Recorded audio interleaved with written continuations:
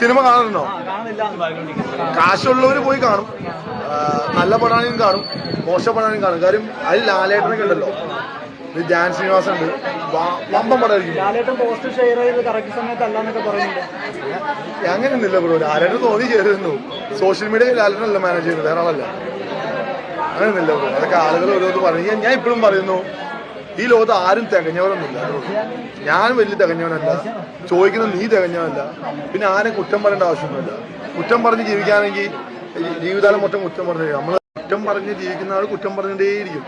അതായത് ഇപ്പൊ സിനിമയുടെ ഒരു സിനിമയിൽ വർക്ക് ചെയ്യുന്ന ആളുകൾക്കറിയാം സിനിമയുടെ ഹാർഡ് വർക്ക് എന്താണ്. അപ്പോൾ സിനിമ എന്ന് പറഞ്ഞ ഒരു മേഖല വലിയൊരു കടൽ പോലെ, അതിൽ ഒരുപാട് ആളുകൾ ജോലി ചെയ്യുന്നുണ്ട്.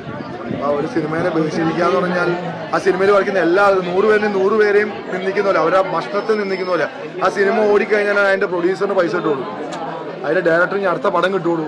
ഒരുപാട് കാര്യങ്ങളുണ്ട്. അതിൽ അഭിനയിച്ച എല്ലാ ആളുകളുടെയും ഒരു ഡ്രീമാണ് ഒരു സിനിമ. ഞാനൊരു സിനിമയിൽ അഭിനയിക്കുമ്പോൾ എനിക്ക് ആ സിനിമ വളരെ സക്സസ് ആവണമെന്ന് ആഗ്രഹിക്കുന്ന ആളാണ്.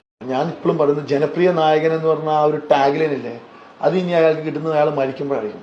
ഞാൻ സീരിയസ്ലി, അല്ലെങ്കിൽ ഞാൻ പറയും കോടതി പുതിയൊരു നിയമം വിടണം. അദ്ദേഹം ഒരു കുറ്റം ചെയ്യാത്ത, കുറ്റമുക്തനാണ്, കുറ്റം ചെയ്യാത്ത വ്യക്തിയാണെന്ന് ഞങ്ങൾ തീരുമാനിച്ചതാണ്.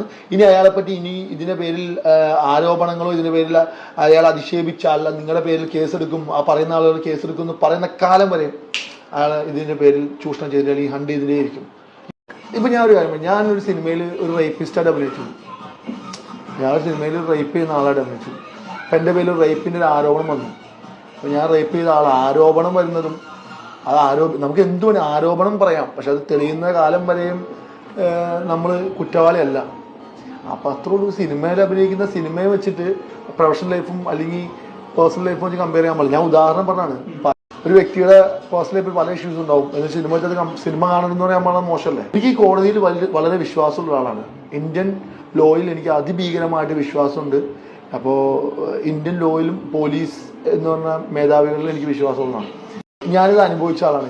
എൻ്റെ പേരിലും തന്നെ വലിയൊരു ആരോപണം വന്നാണ് ബ്രോ. ഞാനതിൽ ഫൈറ്റ് ചെയ്ത് ഞാനതിൽ കുറ്റമുക്തനാണെന്ന് തെളിയിച്ച ഒരാളാണ്. അപ്പോൾ ഞാൻ മനസ്സിലാക്കിയ ഒരു കാര്യം എന്ന് പറഞ്ഞു കഴിഞ്ഞാൽ ആരോപണം മാത്രമാണ്. ആരോപണം നമുക്ക് ആരെ പേരിൽ ആരോപിക്കാം. നല്ലത് പറയുന്നപ്പോഴെന്ന് പറഞ്ഞാൽ മരിച്ച ശേഷമാണ്. ഉമ്മൻചാണ്ടി മരിച്ച ശേഷമാണ്.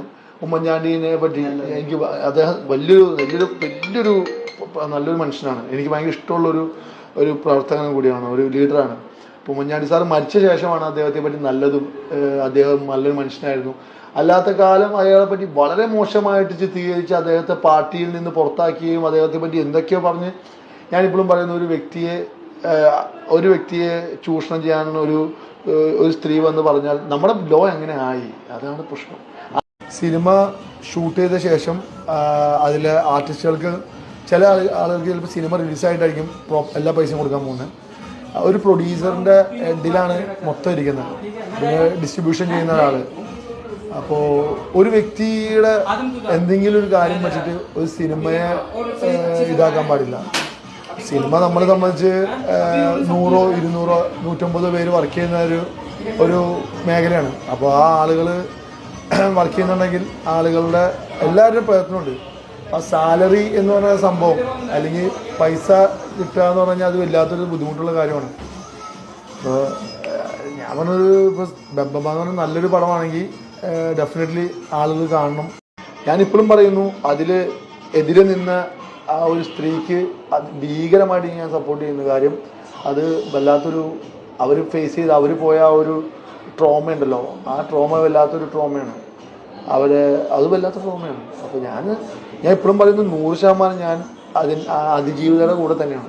ഞാനതിപ്പോഴും എടുത്ത് പറയുന്നു. പക്ഷേ സിനിമയും പ്രൊഫഷനും തമ്മിൽ, ഈ പേഴ്സണൽ പ്രൊഫഷനും തമ്മിൽ കമ്പയർ ചെയ്യാൻ പാടില്ല.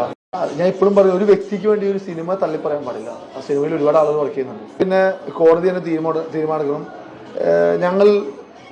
അയാൾ തെറ്റ് ചെയ്തിട്ടില്ല എന്ന് ഞങ്ങൾ പ്രഖ്യാപിച്ചിട്ടുണ്ട്.